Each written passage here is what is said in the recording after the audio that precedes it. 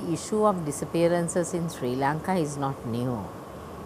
We saw the emergence of disappearances as a tool used by the government, the state forces, as far back as the 1980s when the insurgencies, both the Sinhala insurgencies and the Tamil militant movement emerged. This state has used disappearances as a tool for counter-insurgency and counter-terrorism. They have also promulgated the Prevention of Terrorism Act, where terrorism has not been defined, and any opponent to the government, any armed resistance to the government have been seen as a terrorist activity. If you look at the disappearances that took place in the 80s, which one may call the older cases, they have got, some of them have got some minimum compensation or minimum amount of some money from the government, but that is not enough. What they are searching for is justice, and justice cannot be replaced by the amount of money that the state has given. යම් කෙනෙක් මරා දැම්මට වඩා සහසිකයි අතුරුදහන් කිරීම. අතුරුදහන් කරපු වින්දිතයෙක් ජීවිත කාලෙම තමන්ගේ මිත්‍රයා, තමන්ගේ දරුවා, සැමියා එනකම් බලන් ඉන්නවා. ඒ ජීවිතේ හැමදාම රැක් දවාලත් ඉතාමත් බිහිසුණු තත්ත්වයක් තියෙන්නේ. ඒ කම්පනයේ සහ මේ ආණ්ඩුවත් එක්ක ගැටීම් තියෙනවා. නමුත් කිසියම් බලාපොරොත්තුවක් තියෙනවා මේ ආණ්ඩුව සාධනීය දෙයක් කරයි කියලා.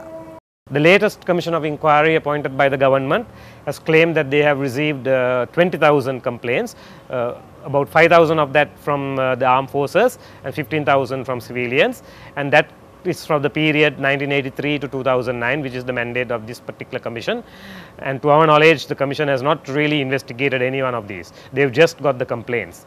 So that's another statistic. The Lessons Learned and Reconciliation Commission, the LLRC, reported that they got complaints of 3,596 people who disappeared, and that more than 1,000 of them were people who disappeared after being arrested or surrendered. Over 2006, 2007, 2008, according to police statements, more than 1,000 people have disappeared in each of these years. So that's about 3,000 in 3 years. That is purely based on police records and police statements. So these are the numbers we have. And we also have the second largest number of disappearances recorded in the world, according to the statistics of the UN Working Group on Enforced Disappearances. More than 12,000 cases from Sri Lanka over a period of 3 decades, and more than 5,700 remains unresolved. I would say the biggest challenge is the lack of sympathy and the lack of outrage of society at large. And I mean good ordinary people who may go to church, may go to temples and kovils and mosques. I don't mean the government officials, I don't mean politicians, I don't mean police and military, ordinary people. So I think their insensitivity to the sufferings of families of disappeared people is the biggest challenge, I think, for us to fight and address this. Of course, another challenge is the very aggressive approach of successive governments to this issue. The previous government, in particular in Sri Lanka, threatened many families of disappeared people and activists who were supporting, including myself and many others. They have threatened lawyers, they have threatened priests who were supportive of this, they have threatened opposition politicians who were supporting these families of disappeared people. Activities initiated by families of disappeared people and activists related to disappearances have been obstructed, have been stopped, they have been restricted from travelling from the north to the capital Colombo. They have been vilified as traitors and as against the country and terrorist supporters. So this has instilled a lot of fear among families of disappeared people and activists, and this has also been a major challenge. And this has also resulted in the lack of media coverage, particularly in the mainstream media. In terms of laws, in the case of Sri Lanka, it has been the Prevention of Terrorism Act, which is still in force till today, and it has been in force for decades. That is the primary law that enables enforced disappearances to happen, because it takes away the legal safeguards when a person is arrested. So, it facilitates a person to be kept in detention for long periods without any judicial supervision, and it also facilitates even bodies to be buried without much procedures.